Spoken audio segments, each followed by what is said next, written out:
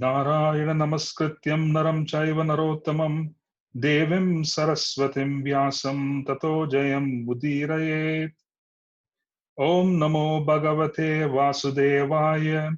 Om namo bhagavate vasudevaya. Om namo bhagavate vasudevaya.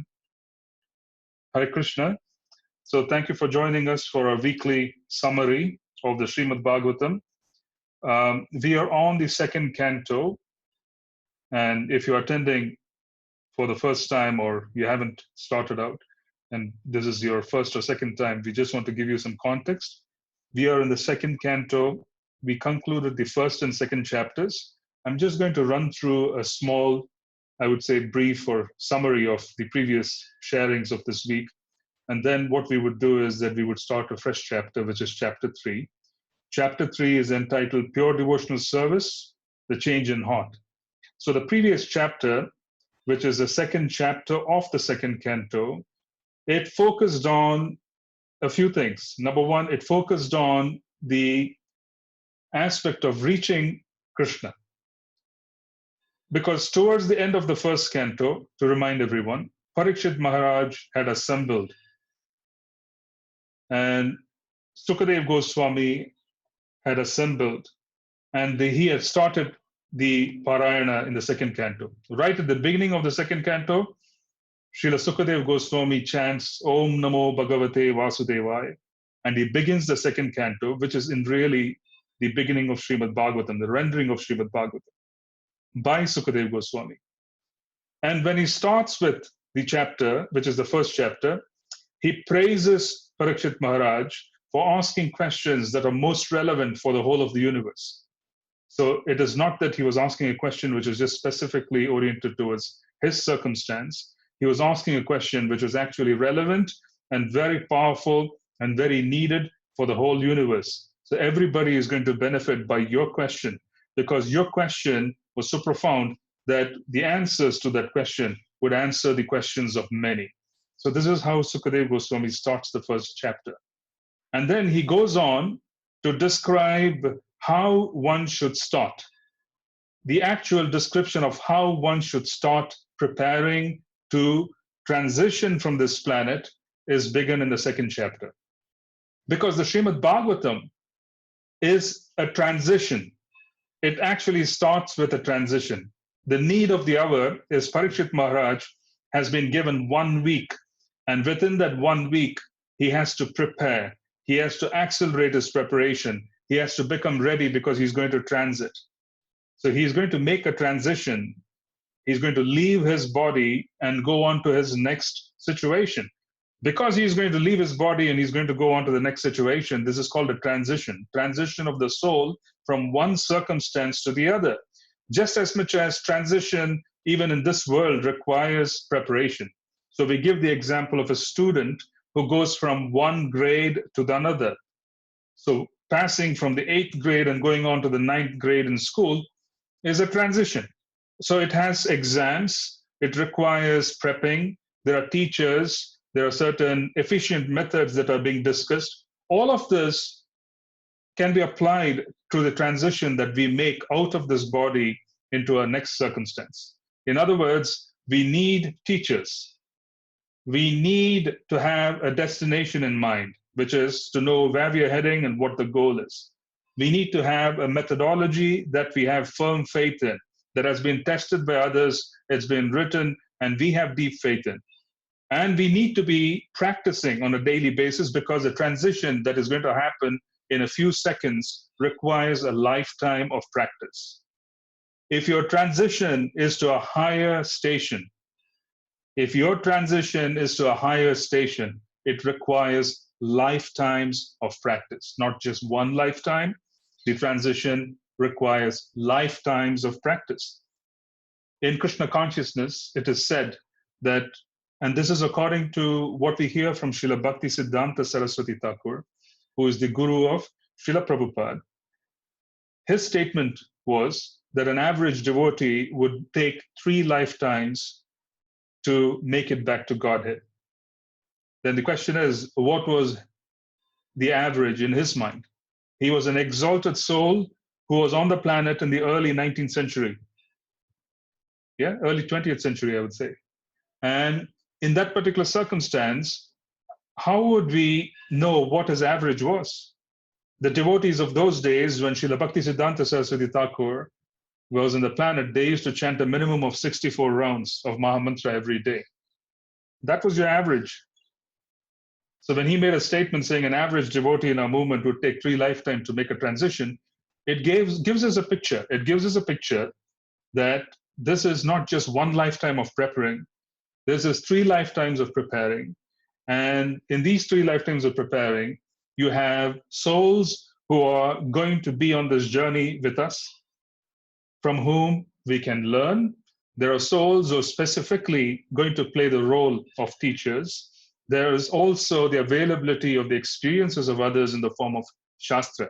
So there is the whole 3-pod, or the tripod as we call it, of Sadhu, Shastra, and Guru. So there are fellow travelers, there is someone who is directing the travel, which is the Guru, and then there is a basis of experiences that comes over millions and millions of years that has worked for many, and that is actually captured in the form of Shastra. So when we have this tripod, we tend to align ourselves through this tripod. We want to align our practice as closely as possible to what has worked for others, because that's common sense.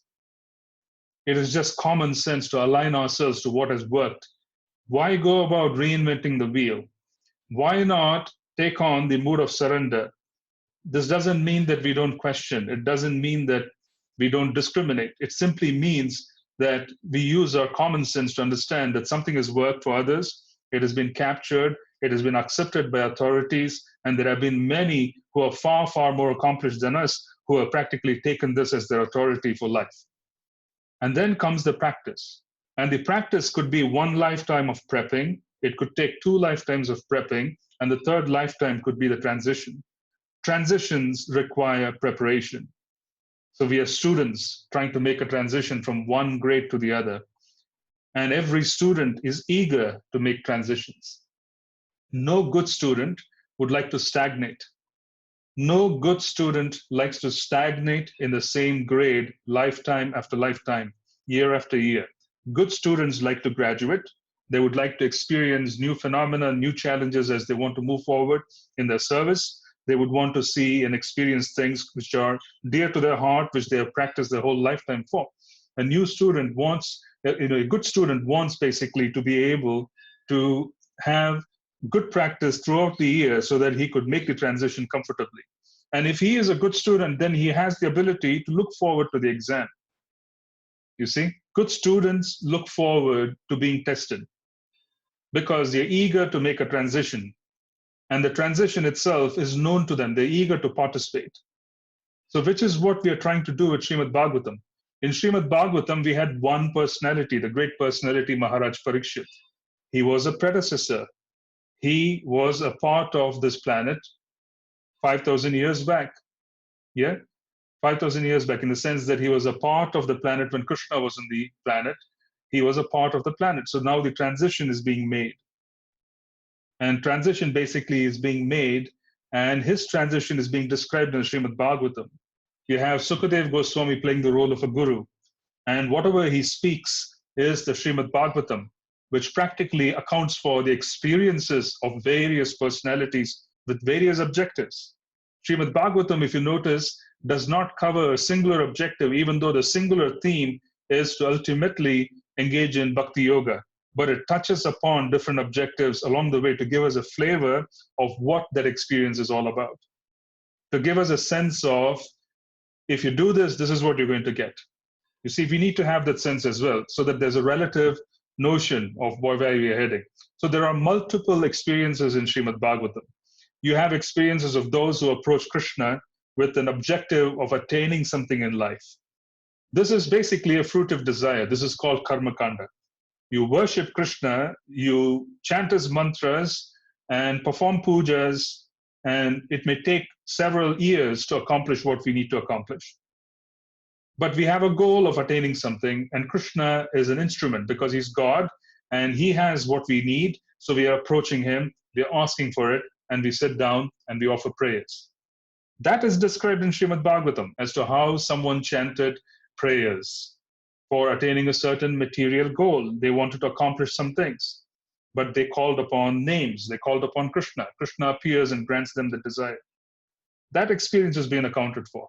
Once the desire is granted, the person who is chanting walks away, and so does Krishna.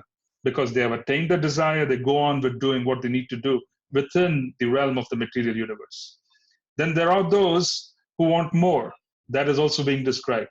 Then there are those who basically want the highest perfection of pure devotional service, especially in Vraja, where the most confidential aspects of Godhead are being discussed. That is the 10th canto. So all of this is being given to us in a matter of educating us on how a certain experience would be. An experience would require a goal. It would require a teacher. It would require a fellow practitioner so that we could draw principles from and learn from their own, successes and even challenges. Then it would require a certain methodology. We would need to examine and see if all of this fits into who we are. Maybe it doesn't, maybe it doesn't. And sometimes it may take more than a lifetime. So as we prep and we get ready and we're working towards a goal, it takes from one lifetime to another for us to be able to attain it. So that's the point. The point is, this is a transition. So the beginning of the first chapter of the second canto is practically demonstrating that someone wants to make a transition, and then instructions are being received on how to make the transition. So the first instruction which Srila Sukadeva Goswami is giving, he is talking about meditating on the universal form of the Lord. The universal form of the Lord, in Sanskrit we call it the Virat Rupa, is practically a material manifestation. And it is a material manifestation because all the three modes of nature and the various personalities who participates in the modes of nature are displayed in the Virat Rupa of Krishna. And this Virat Rupa encompasses destruction, which is a part of the time factor which is present in this material world. It is a material manifestation because it shows how this universe operates. It includes destruction. In reality, it shows how time in this universe is managed by the three modes. But it has a personality, which is the Virat Rupa. It is the supreme personality of Godhead in the form of the Virat Rupa, which is the time factor. So Srila Sukadeva Goswami starts with describing meditations on the time factor, which is the universal form of the Lord, the Virat Rupa. He then gives us a notion that when Lord Brahma forgets his duty, he is meditating on the universal form of the Lord. As he meditates on the universal form of the Lord, he remembers his duty. Because the duty of Lord Brahma, the creator, is within the material sphere. So he is meditating on the origin, the Supreme Lord in the form of his universal feature, and as a consequence, he remembers his duty. He remembers what he ought to do and what he not to do. And then we hear about the yogi who is meditating on the super soul, and the super soul is described beautifully in terms of standing on the lotus of the heart of the devotee, and then description of the Supreme Lord in his super soul feature, and then the process of meditation is described in the previous chapter. The process of meditation involves cleansing. Why does it involve cleansing? It's because you cannot concentrate if you're not cleansed from within. The mental agitation of a practitioner is due to the fact that the psychic centers in the body, in the subtle body, are contaminated with lust. This is the description given in the second chapter. The inability of a soul to concentrate is because the psychic centers of the subtle body is a body as well. It has parts. It has nadis, nerves. Yeah? You've heard of nadis? Nadis are nerves, the nervous system of the subtle body. Then there are chakras. These are psychic centers. Srimad Bhagavatam in the second chapter of the second canto talks about the fact that if a yogi is not able to concentrate on the super soul sitting in the heart, it is because the psychic centers are contaminated with sex desire, lust. So then talking about that, they give descriptions of how to cleanse oneself of such of such contaminations of the psychic centers. So then there's a discussion saying that the Lord, if you concentrate on the form of the Lord, especially the lotus feet, then you have the ability to clear the contamination of the psychic centers of the subtle body of sex desire. Why lotus feet? It is because the lotus feet of the Lord, the meditation of the lotus feet of the Lord is also compared to the first two cantos of the Srimad Bhagavatam. The lotus feet of the Lord is most accessible, and the dust of the lotus feet of the Lord is where the devotees would be. They would show us mercy. As a consequence, the lotus feet of the Lord and approaching the lotus feet of the Lord is being encouraged. But there are other mystical aspects to it, which I do not want to go into here because it may not assist in our understanding, and it may not be required because we are not really practicing the yogi process of cleansing psychic centers. Yeah. So there's a description of how to remove contamination from the different psychic centers. And then there's a description of what the process of yoga is in the previous chapter. We went through it, and we also reached a conclusion. We spoke about it the previous week at quite some length. We said that we don't need to focus on the cleansing of different psychic centers. In fact, the discussion in our scripture, the discussion given by our acharyas, they don't give us so much of detail about the breakdown of the subtle body. They don't talk about nadis, they don't talk about chakras, they don't do all of these things because it is not required. It is not required. It is not required because we are following a process which is an ascending process. Sorry, we are following a descending process. Mercy is descending to us, it is coming from above. As a consequence, any correction that needs to happen, even within our own subtle bodies, happens on account of the Mahamantra. It happens on account of mercy of Krishna. Devotees, can you kindly place yourself on mute if you've just joined? Because there is some disturbance that I do hear, some kind of some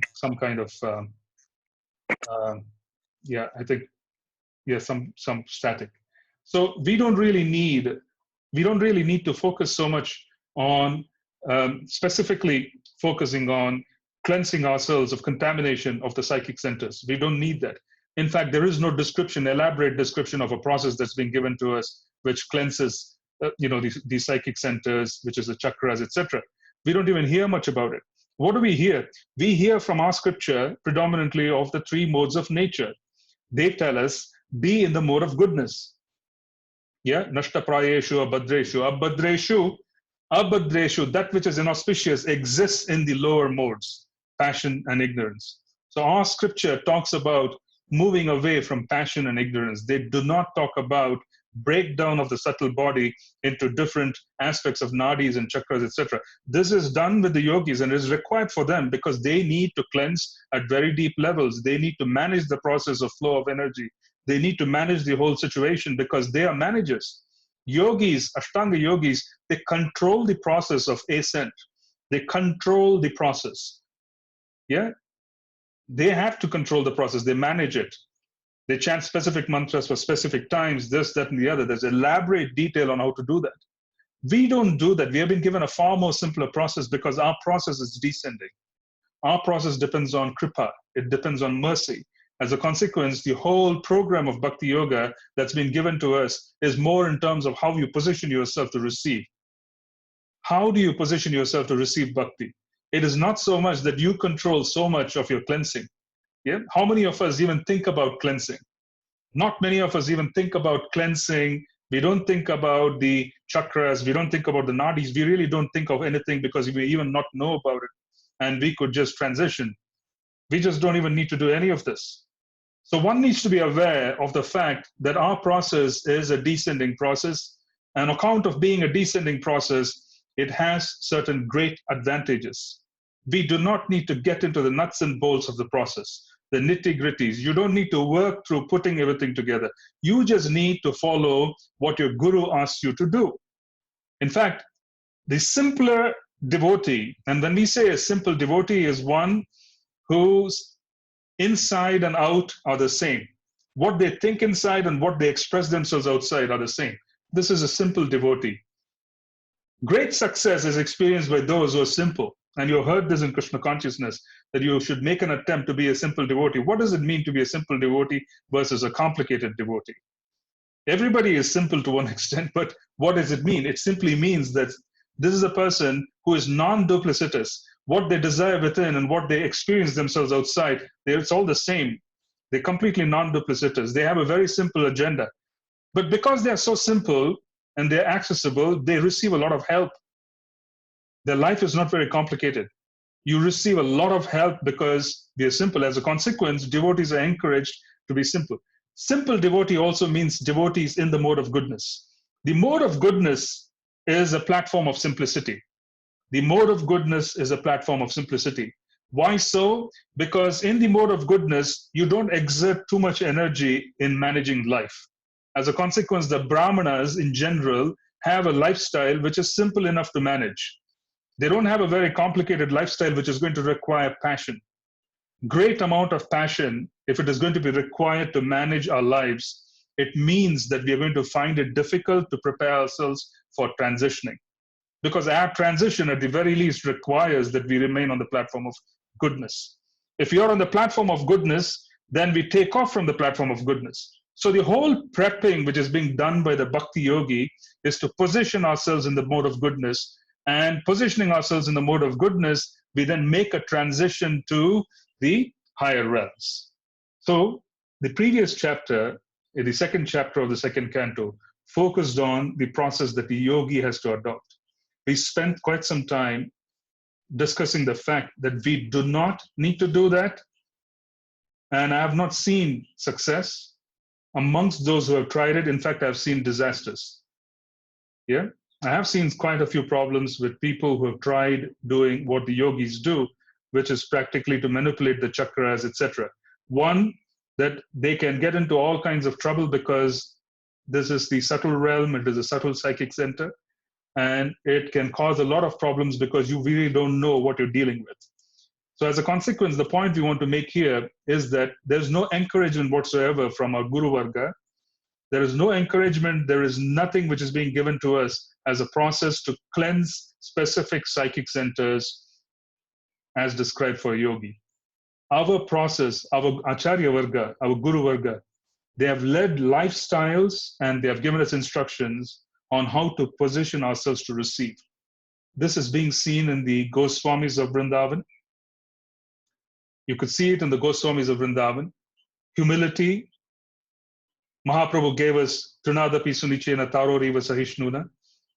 Amani Manadena Kirtani Sadahari. Why did he give us that? It is because we are Kripa Siddhas.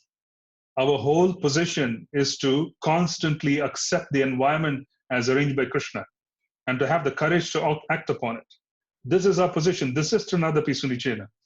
Understanding that where we are today is an arrangement of the Lord, and we have to push ourselves to the maximum so that we are able to go on to the next level.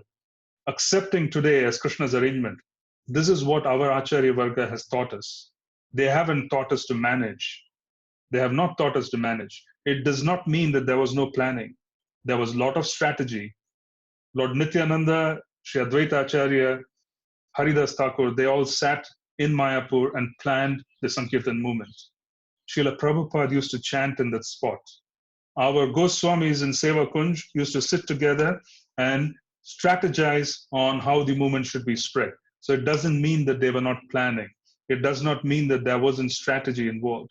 But there was strategy, but there was also very deep contemplation on Naam. There was very deep contemplation on bhajan, and it was combined with strategy. If your bhajan is not strong and there's just strategy, it won't work. If bhajan is very strong, but there isn't a plan, it may work, but we may not be able to have a clear idea as to where to push things.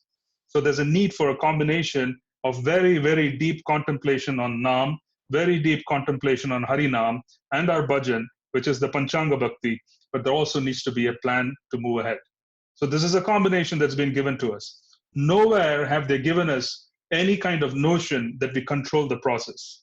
So far what I've said about the second chapter of the second canto is that that doesn't belong to us. That is not the intention of our acharyas. We do not manage, we don't control the process, we control effort.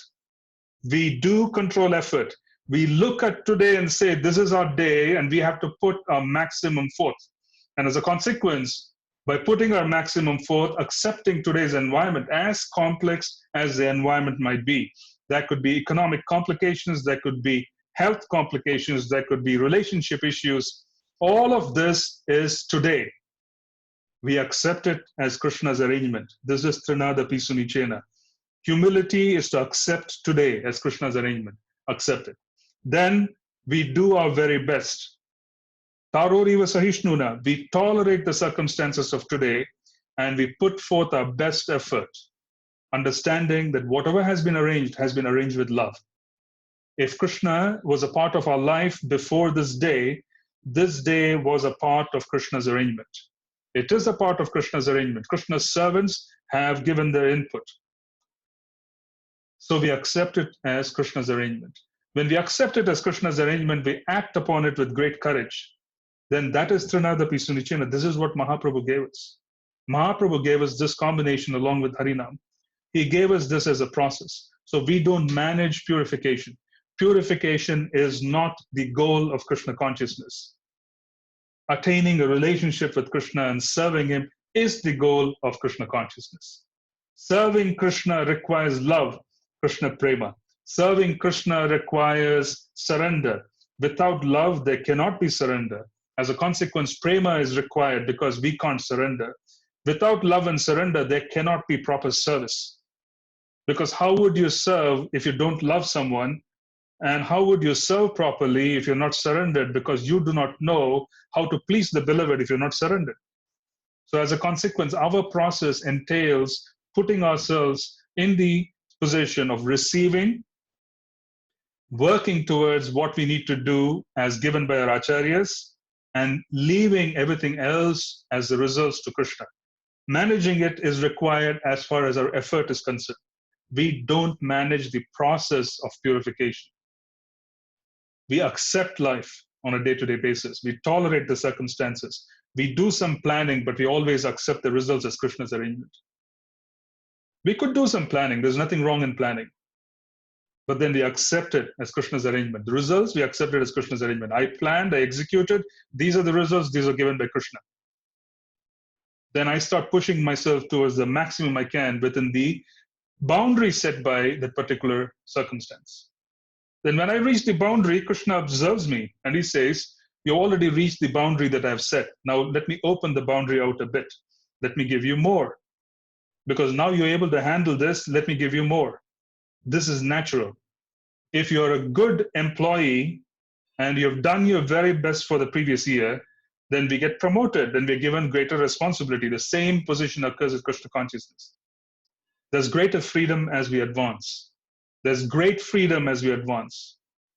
For a Premi Bhakta, for a Bhava Bhakta who has fallen in love with Krishna, that person is most beloved to Krishna and Krishna is most beloved to him. For that person, there are no boundaries in the material universe. They're already making trips from here to the spiritual sky and back. They're already making trips. There are no boundaries. There is absolutely no boundary whatsoever. They are bound by Krishna's love. Krishna is bound by their love. That is why the position of a Premi Bhakta, Bhava Bhakta, is so rare, because there is absolutely nothing which they can't accomplish. Krishna gives himself fully to such a devotee. What is it that he can't accomplish if Krishna is completely subservient to the desires of the devotee? It's unimaginable. It's unimaginable. The point we are trying to make is that our goal is to develop Krishna Prema. Without Krishna Prema, there can't be complete surrender. It is love which makes us completely surrender.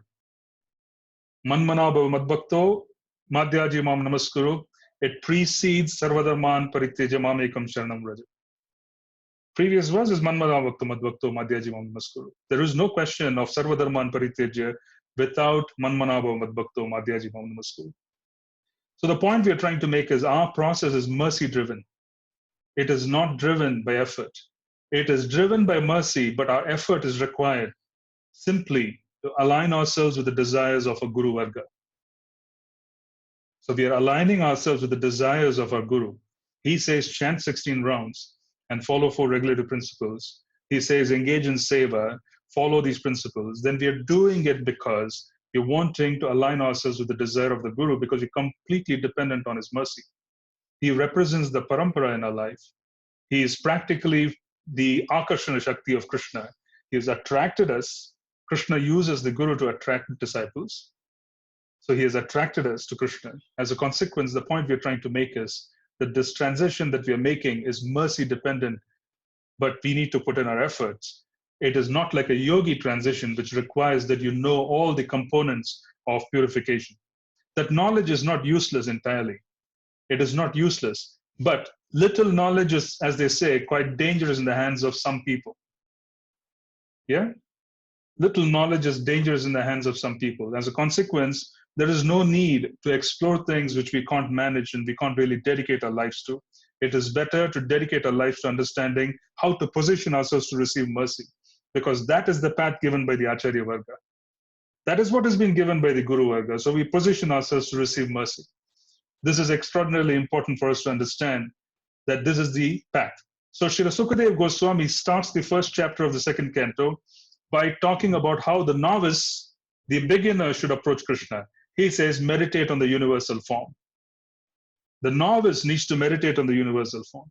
This also allows them to relate to material phenomena as being connected to Krishna. Then he goes one step further. He says the yogi should meditate on the super soul in the heart. And in that, he talks about how the yogi should control the air going in and going out. He talks about how purification should occur, etc. But finally, the third chapter of the second canto, he is touching upon the Bhakti Yoga principle. In the Bhakti Yoga principle, as a summary, what we are looking at is that he basically is touching upon the fundamental principle that this is the most efficient of all. So when Parikshit Maharaj says that I don't have time, I have 1 week, I need to prepare to make a transition, he is basically touching upon devotional service, pure devotional service, the change in heart. Yeah. So let's just read a few verses and then we'll get into a discussion and we'll open up for questions. The third chapter. We are in the third chapter of the second canto. I'm just going to read the translation to save time. Sri Sukadeva Goswami said, Maharaj Parikshit, as you have inquired from me as to the duty of the intelligent man who is on the threshold of death, so I have answered you.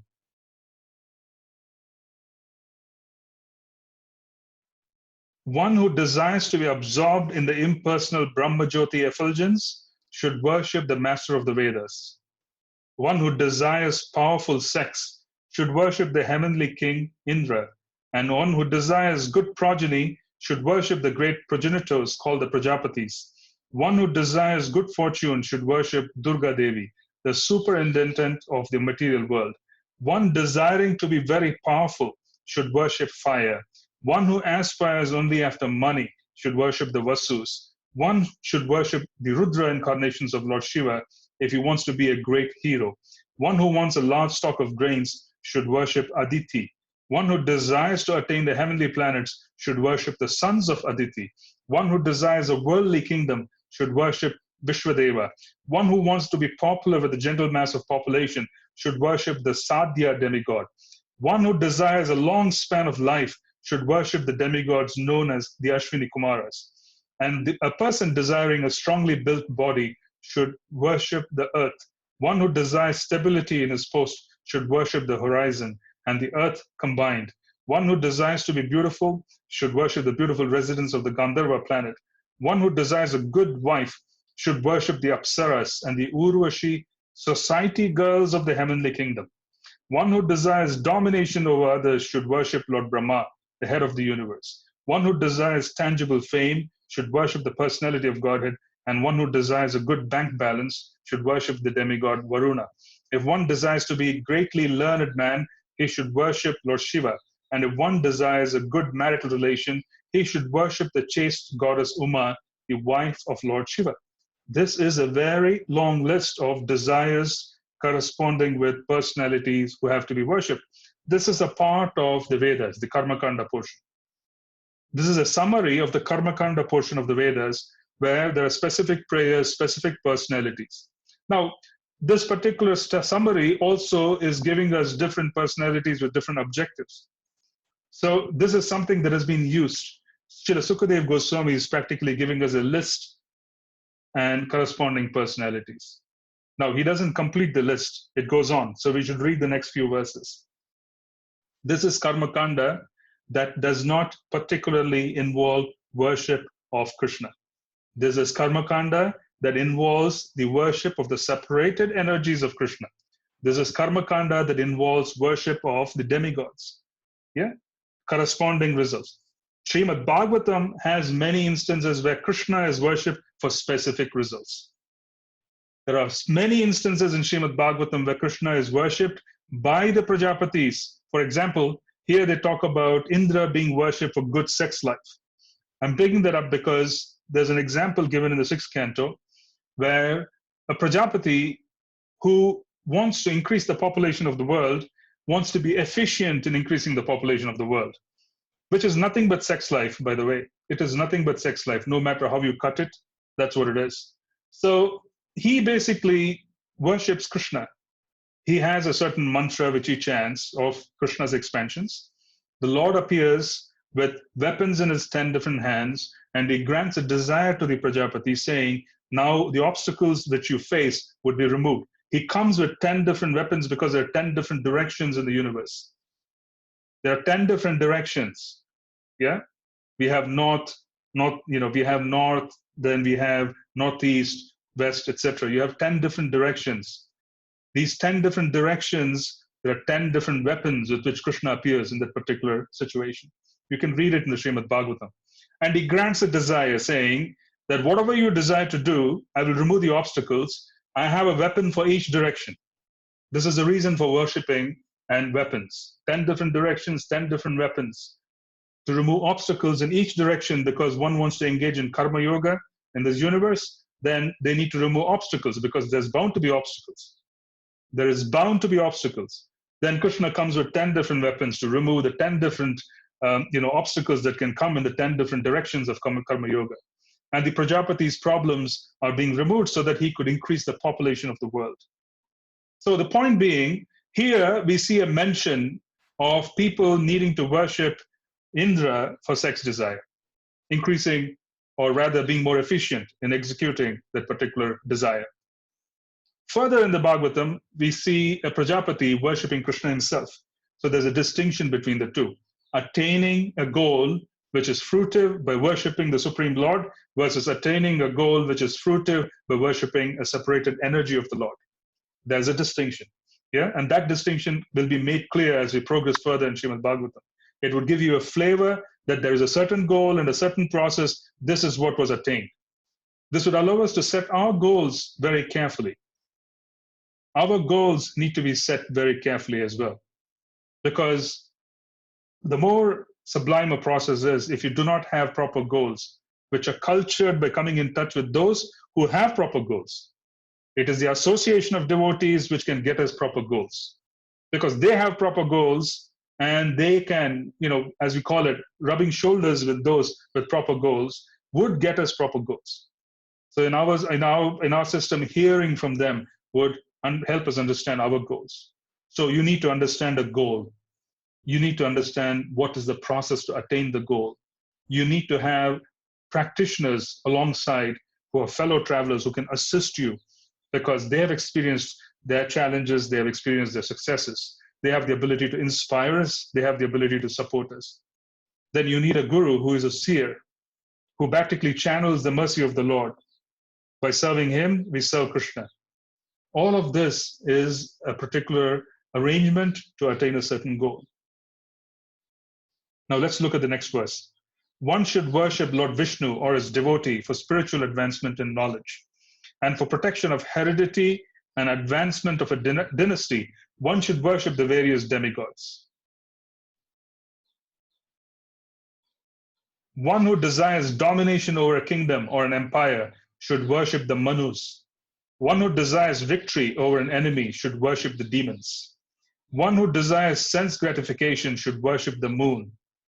But one who desires nothing of material enjoyment should worship the Supreme Personality of Godhead. A person who has broader intelligence, whether he be full of all material desires, full of all material desires, sakama, without any material desires, akama, or desiring liberation, moksha kama, must by all means worship the supreme whole, the personality of Godhead. Akamaha sarvakamova moksha kama udaradihi tivrena bhakti yogena jate purusham param. This is verse 10. It's actually a very important verse. Basically, here Srila Sukadeva Goswami is entailing that yes, there are options. If you have specific desires, you could worship the separated energies of the Lord. So he goes from the universal form of the Lord for the novice, the universal form of the Lord for the spiritual novice. Then he goes to the Lord in the heart for the yogi. From there, he goes on to the separated energies for specific attainment of fruitive goals. Then he's dissing all of these and saying, no, whether you have desires to attain, sakamaha, whether you have no desires, akamaha, or you want to liberate yourself, moksha kama, then it is best to worship Krishna. That's being established in this verse. A person who has broader intelligence, whether he be full of all material desire, without any material desire, or desiring liberation, must by all means worship the supreme whole, the personality of Godhead. All the different kinds of worshippers of multi-demigods can attain the highest perfectional benediction, which is spontaneous attraction unflinchingly fixed upon the Supreme Personality of Godhead, only by the association of the pure devotee of the Lord.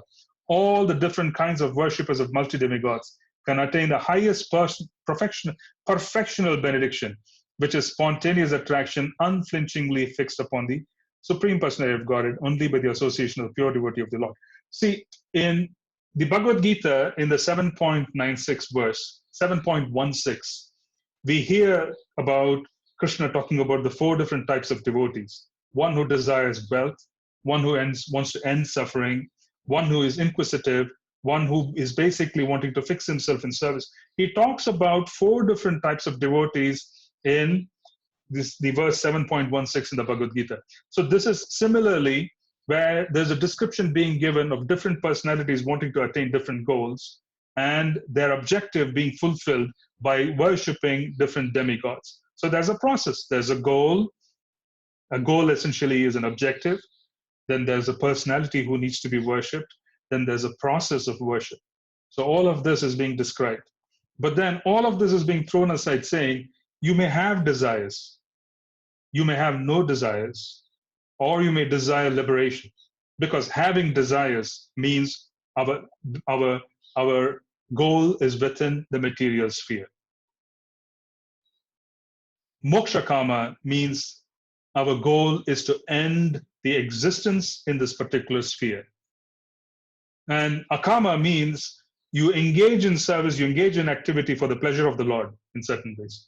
So you have the specific verse which is connecting us again and again in a particular theme. Srila Sukadeva Goswami, from the first chapter of Canto 2, he is giving us this theme. Anya Bilashita Shunyam, Jnana Karmadi Anavratam, Anukulena Krishna Anushilanam Bhakti Uttam.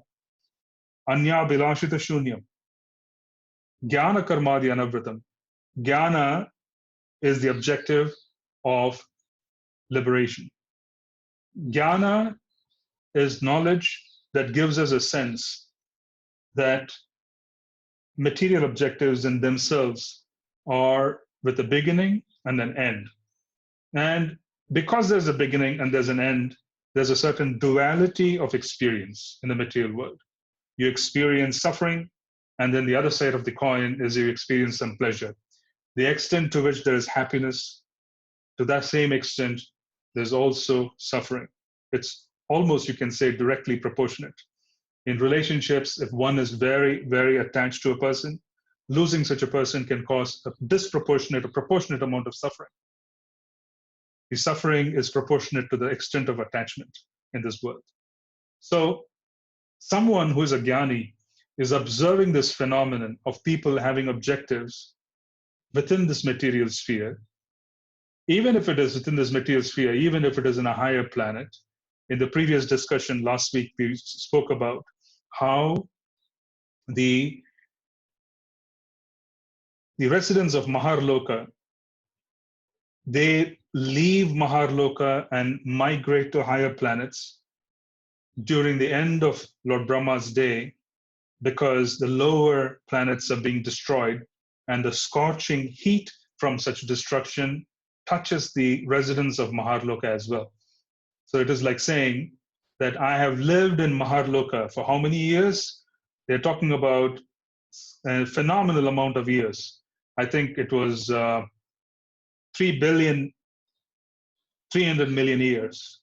3 billion, 300 million years they have lived there in Maharloka. There are still saints who are living in Maharloka, people who graduate over the different Satya Yuga cycles.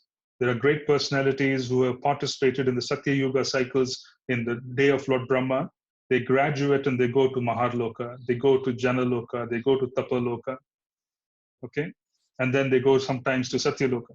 The point is, they live in Maharloka and they have spent 3 billion 400 million or 3 billion 300 million years. After spending as many years, there's one day when there's going to be scorching heat because the lower planetary systems are getting destroyed. Yeah? As the lower planetary systems are getting destroyed, they have to move as well. So the point is, a Jnani is able to understand this. He says, even if I go to the higher station in the material universe, I'm going to be disturbed. I'm going to be given trouble. I have to vacate. I have to leave the premises because there's going to be scorching heat that's going to come, which is going to be destructive. I have to migrate. So why take this trouble of simply attaining a goal within the material sphere? So the Jnani is better than the Karmi. The Karmi sets a goal within the material sphere. The Jnani is better than the Karmi. He is setting his goal beyond the material sphere. He says, I want to be liberated. But Srila Rupa Goswami says, based on the writings of Sukadev Goswami, Srila Rupa Goswami says, Anya Bilachita Shunyam. Jnani's desire of leaving the world is not our desire. It is not. Jnana Karmadi Anavratam. Neither is the desire to attain things within this universe. We have no desires within the material creation, nor do we have desires of wanting to leave this material creation because we see the trouble coming. This is what the Jnani does. The Jnani is intelligent. He's able to see the trouble coming. And as a consequence, he wants to leave. Srila Rupa Goswami says, we are not interested in any of these. Anya vilashita shunyam jnana karmadi anavrita. Anukulyena Krishna anushilanam bhakti uttama. Uttama bhakti is to not set objectives either within the material sphere or even above the material sphere of wanting to get rid of this condition. That is not Uttama Bhakti. It's not going to get us anywhere. So there's a description being given of different goals.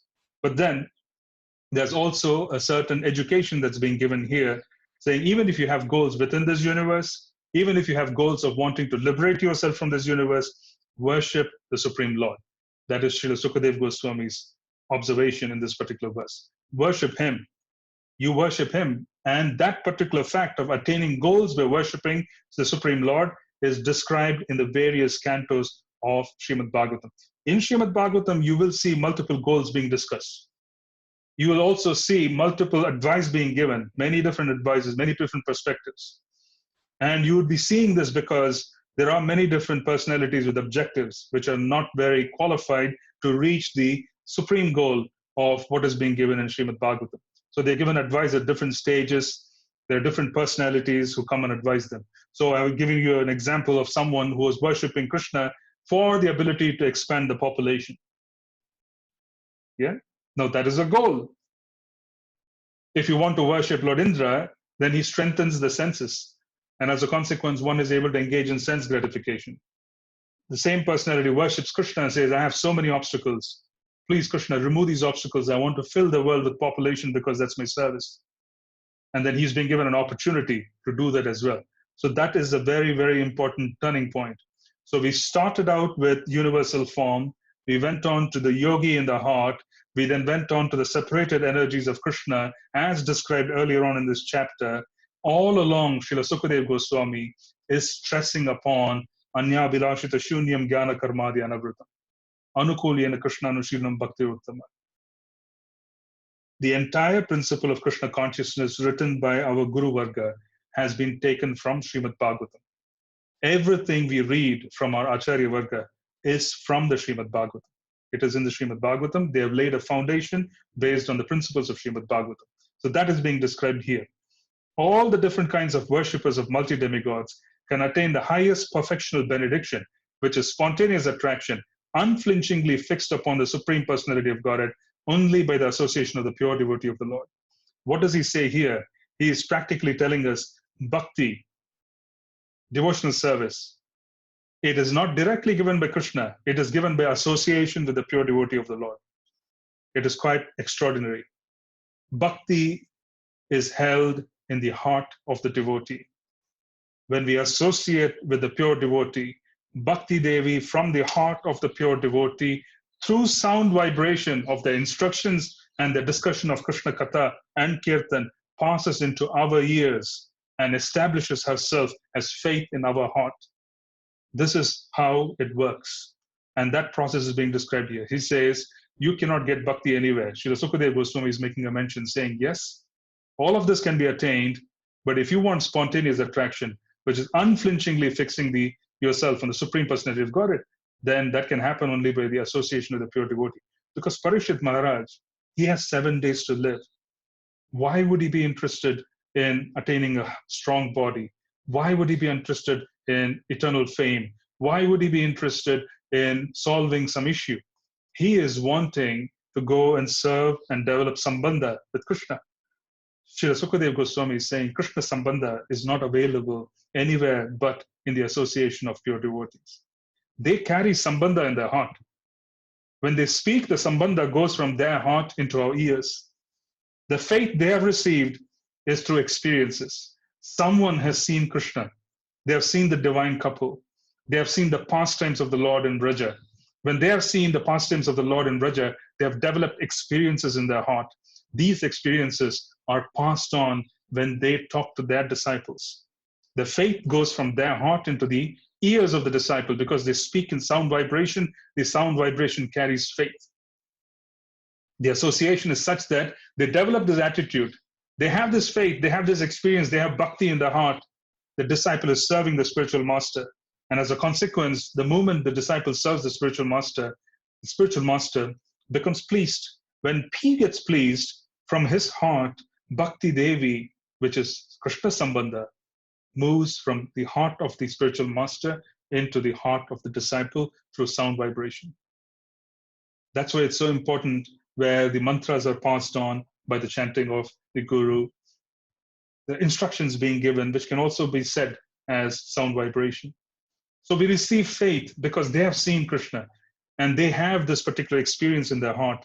This is called absolute faith. They have seen circumstances. They carry this and then pass it on to us through sound vibrations. We receive it in our ears, and as we receive it in our ears, as a consequence, we basically establish that faith in our heart, and that faith destroys nations. How you water the faith, and how you grow the faith, and how you keep the bhakti that's been received in the heart is also a matter of great instruction given by our acharyas. This is what I meant by saying our business is to learn how to beg. Our business is to learn how to beg. Our business is to learn how to position ourselves to receive mercy. This is our business. Because our predecessors have had interactions with the divine couple. They carry the divine couple in their hearts. They carry the faith of looking at the divine couple, their experiences in their heart. And from the heart, they have the ability to pass those experiences on by sound vibration into our ears, and the faith can be established in our heart. This is how we receive it. Then we have the ability to speak as we experience the same. As we experience the same, then we have the ability to speak. The more we experience, the greater would be the ability to pass faith on. Yeah? If someone is chanting Nam, which is completely aparad, Nam aparad, then when we chant Nam aparad, we pass Nam aparad on, isn't it? When we do kirtan, what is going out? What is going out is what's in our heart. What is going out is what's in our heart. If you're chanting pure name, Shuddhanam, then Shuddhanam is going out. It is establishing itself in the ears, in the hearts of the devotees who listen. So this is the point. The point is that it is passing on through one heart to the other. We have received it for the past millions of years from one heart to the other. Sri Chaitanya Mahaprabhu from his heart to Srila Rupa Goswami's heart, from Srila Rupa Goswami's heart to the several devotees who were initiated by him, from their hearts to our Guru Parampara, our Guru Parampara to us through Srila Prabhupada and his disciples. This is how faith has been passed on. Faith is all about experiences. Deep experiences means deep faith. Profound experiences means very profound faith. And when such a person is able to speak and share their experiences, then such faith comes into us and it can basically be very transformative. Why is it transformative? It is because it comes from a source that has actually experienced transformation. So our business as students of Bhakti Yoga, the science of Krishna consciousness, is for us to basically position ourselves to receive mercy, to take the faith that's been given to us in our heart, grow the faith and distribute the faith again. This is our business. This is our service. This is what we need to do. We are basically in the business of distributing faith. That which has come to us from Mahaprabhu's heart. What is in our heart today has come from Mahaprabhu's heart.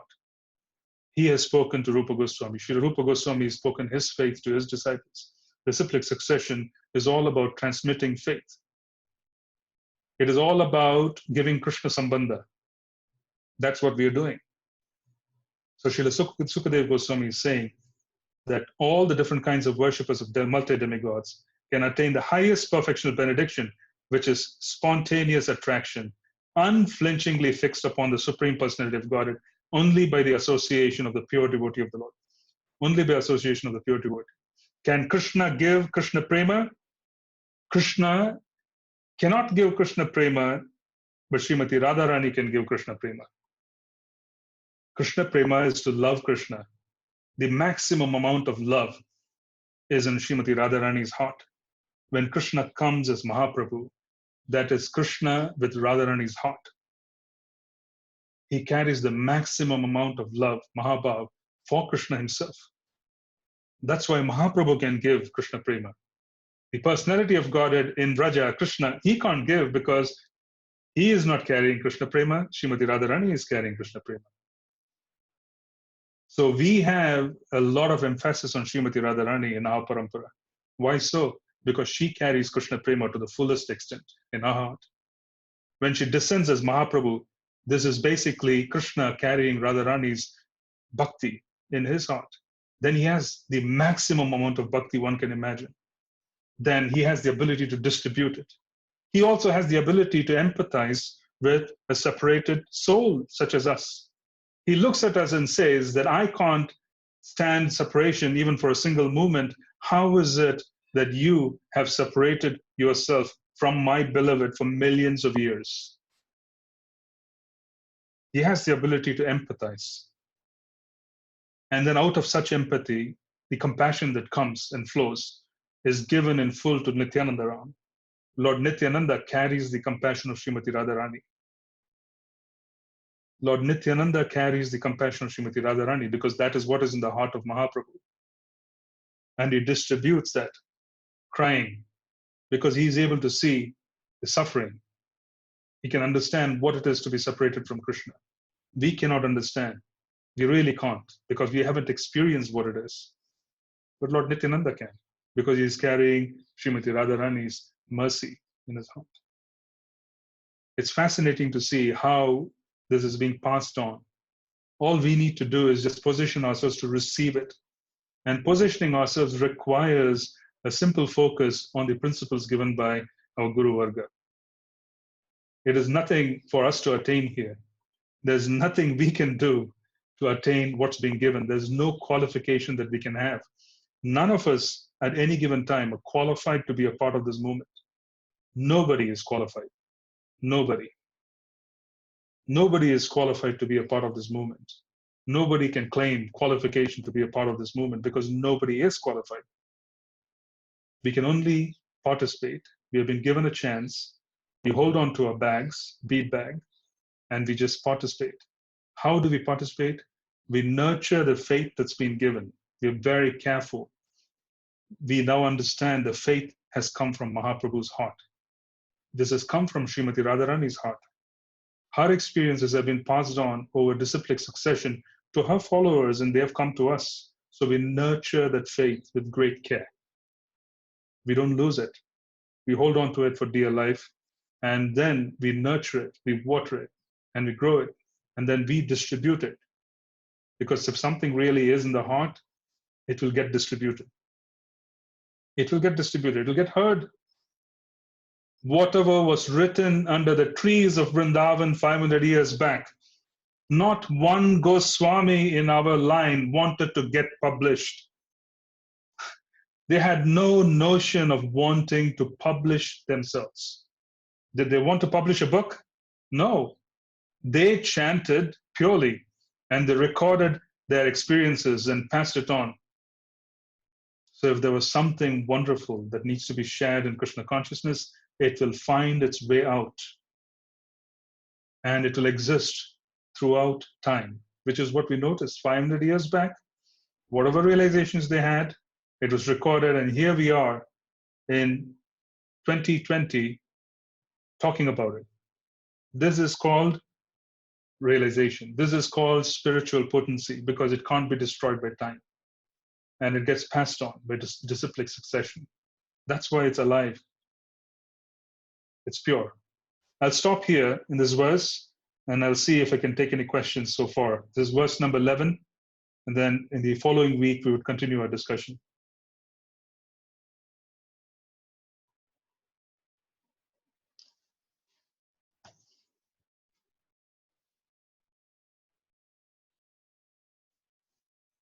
You have to unmute yourself before you speak, or you could just type into chat if you don't want to speak, and I would be able to address it.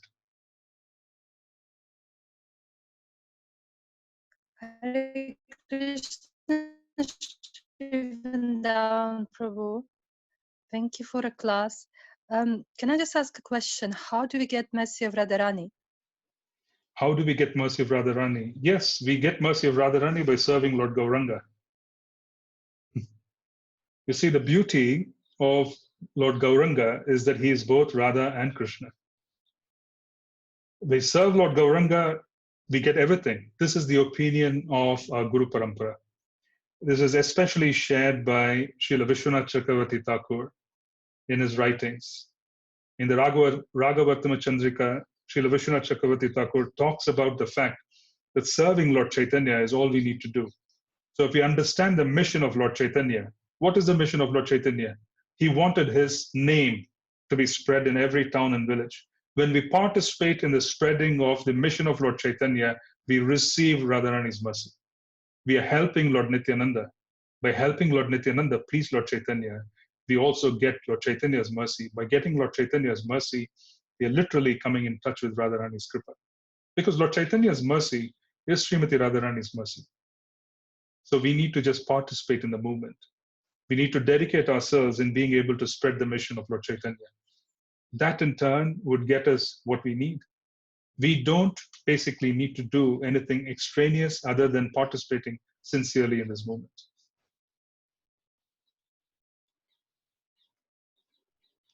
Thank you. Sure.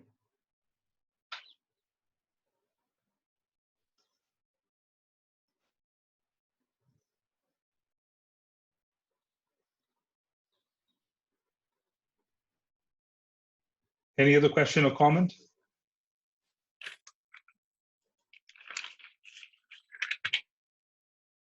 Hare Krishna, Prabhuji. Yes, Hare Krishna. Thank you for wonderful lecture. Prabhuji, there are three kind of devotees: Sakama, Akama, and Moksha Kama. Mokshakama. So, devotees, those who have only devotional service desire, they fall in Akama class. Well, basically, they fall into the class of not having desires that are connected to the material sphere. Yes.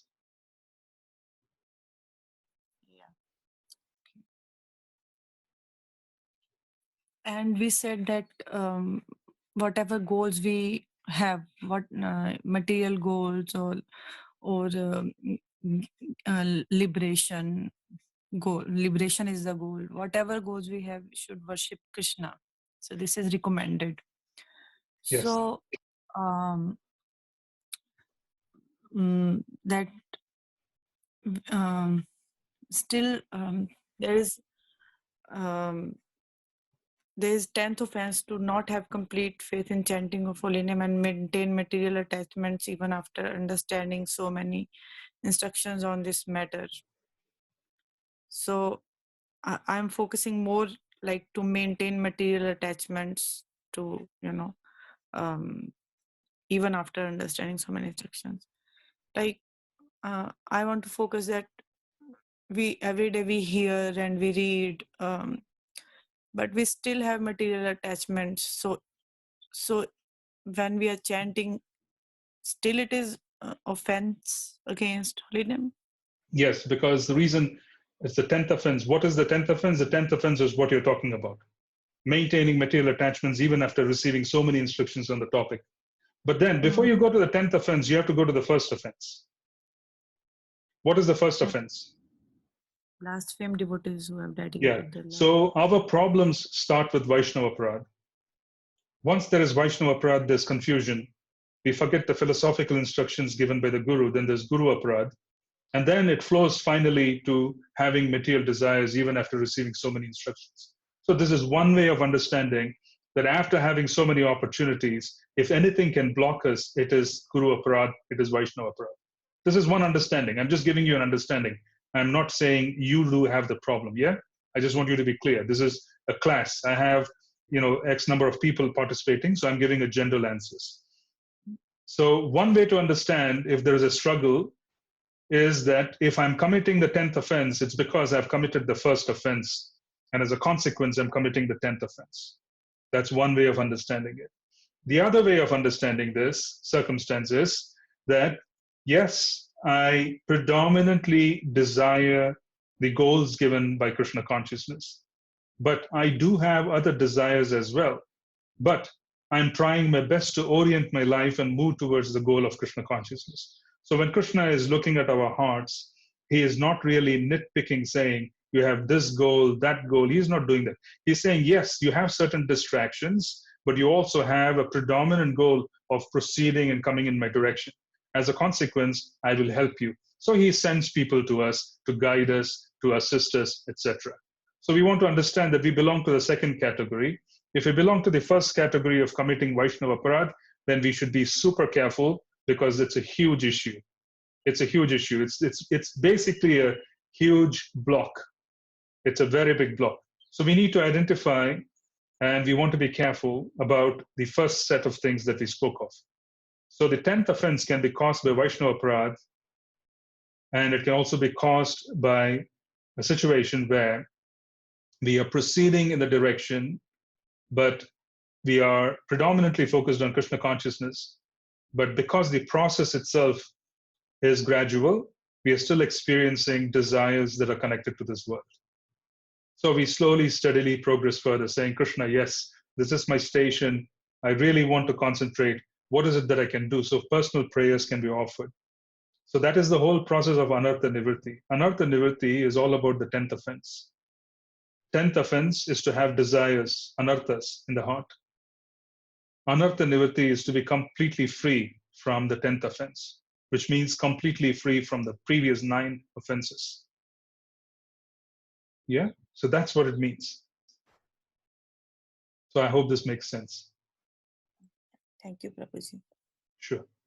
So the next question is, someone has written here, Taruni Radha Mataji. You are mentioning that to fully surrender, we need to love Krishna. For this to happen, we need to know our sambandha with Krishna.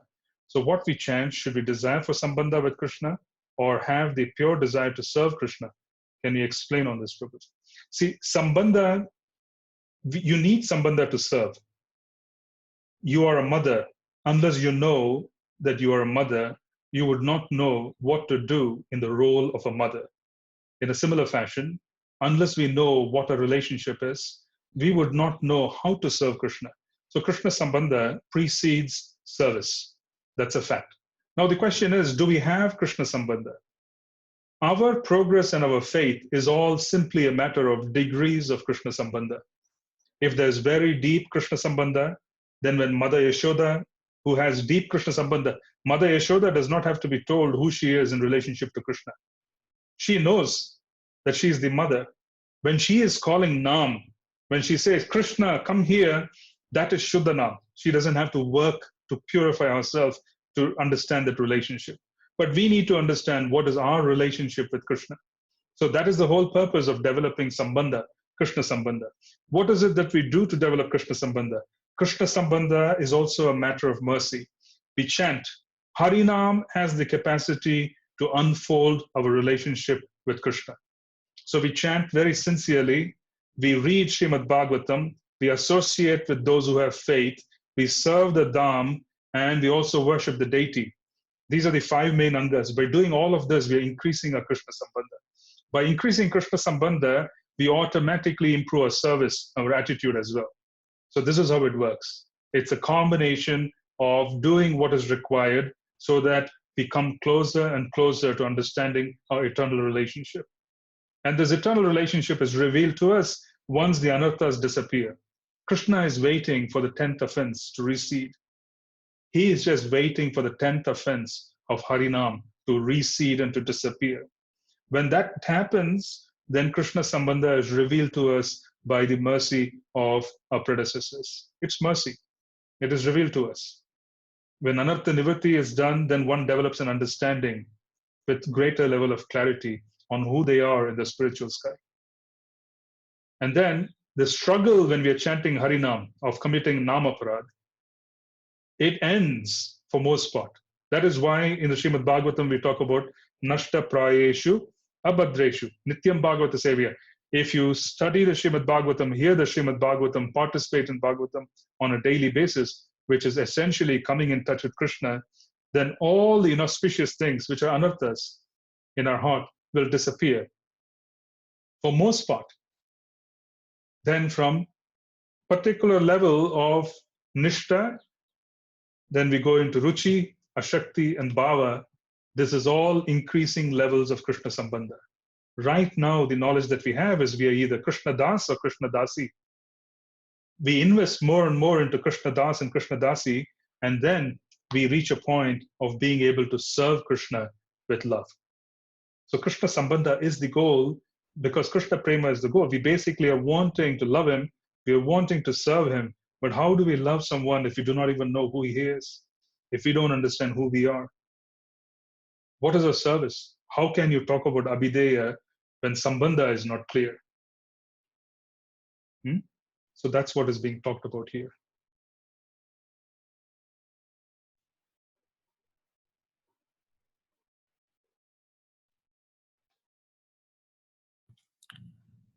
Prabhuji,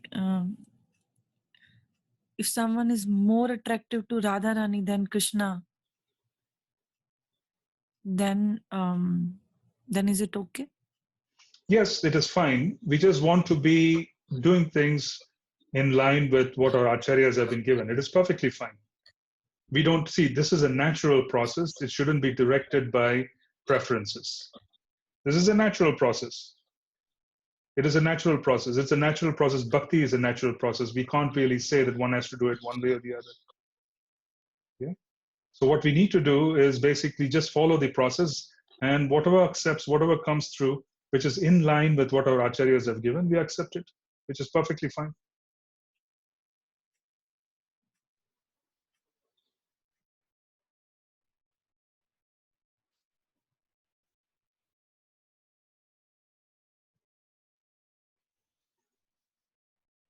Any other question or comment? Prabhuji, if anyone doesn't have question, then can I ask? Yes, please. Yeah, if you have a question, you can ask. Especially if questions are related to the class and general principles, you can ask here. If you have questions that are particularly related to challenges you face, I think it's better to share it with me in chat, simply because then I can orient a reply which is suitable for everybody. Okay, Prabhuji. I'll write you down. Yeah, sure.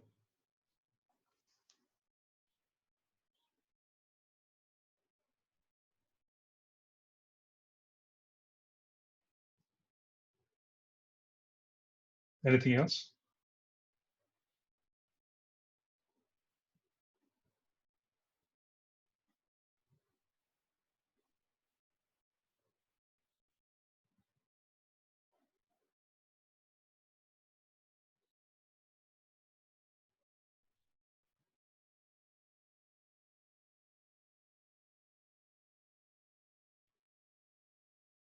Okay. So if there aren't any more questions, and you can write to me privately, or you can write to me in chat. It's perfectly fine. If there aren't any more questions, we'll end this meeting now, and then we will meet again. I was wanting to share that I was contemplating, and I want to start this, that I'm kind of taking 15 verses and I'm summarizing 15 verses into a 1 hour session every week. And every verse of Srimad Bhagavatam has so much to offer. And sometimes I need to compromise on what I'm sharing. I bring out the essence, but for most part, I need to compromise on it. So what I am planning to do is to start a session for covering the verses on a daily basis. And this is not something which I expect everyone to join, but this is for me to keep track so that I can go deeper into the verses. If any of you have the time to join, you can join. You're free to join. I haven't really decided on when to start in terms of the time of the day, but you can at least have access to the videos or the recordings after the fact. The idea is to focus on verses as well. This does not mean that the weekly classes are discontinuing. No, it means the weekly classes will continue in the same format, but there could be daily classes on Srimad Bhagavatam simply for the purpose of my being able to elaborate on specific verses which I feel we are missing out on. So I can't do justice on both.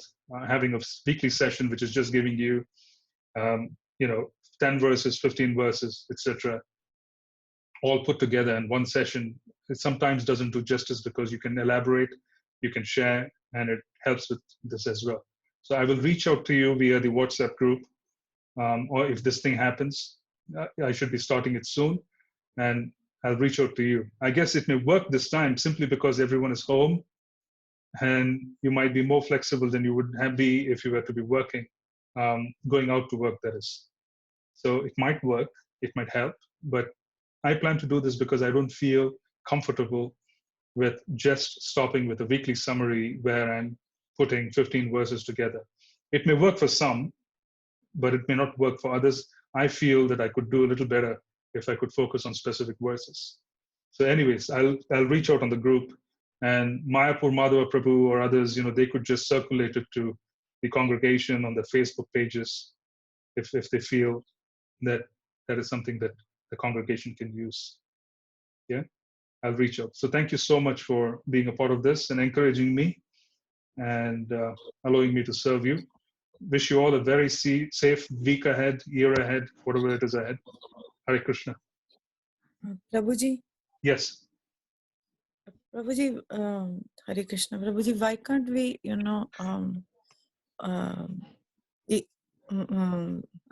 why can't we discuss the verses in detail on this session? That It doesn't suit me because what I'm trying to do is there are a lot of devotees studying Srimad Bhagavatam.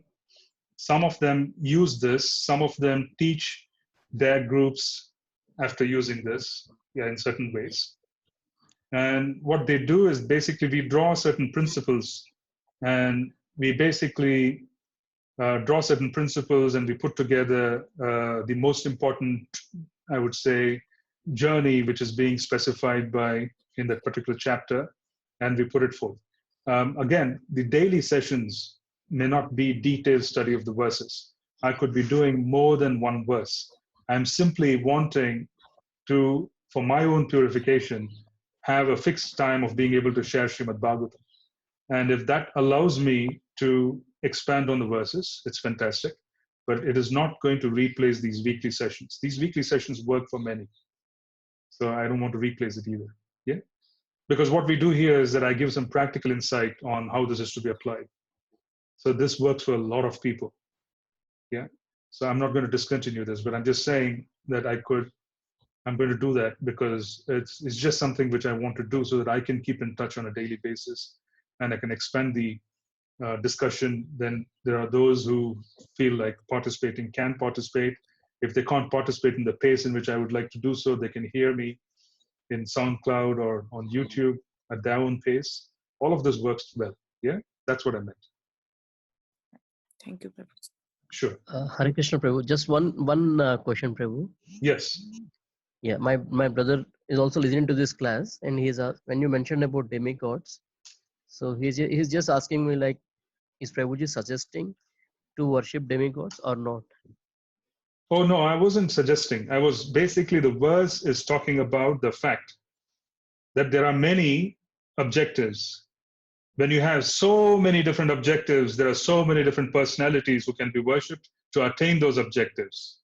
But we should remember the context in which it is being spoken. Here, Srila Sukadev Goswami is talking to Parikshit Maharaj, who has 1 week to leave his body. So he's talking about the ultimate objective, the most important objective of life. And as a consequence, he is basically touching upon different goals, different processes, different personalities, but ultimately saying, even if you have so many different goals, the safe point is to worship Krishna. Right. Yeah. Yeah, Hare Krishna. Sure. Okay, so if there aren't any, then I'll hang up, and Srila Prabhupada ki jai. See you again soon. Hare Krishna. Hare Krishna.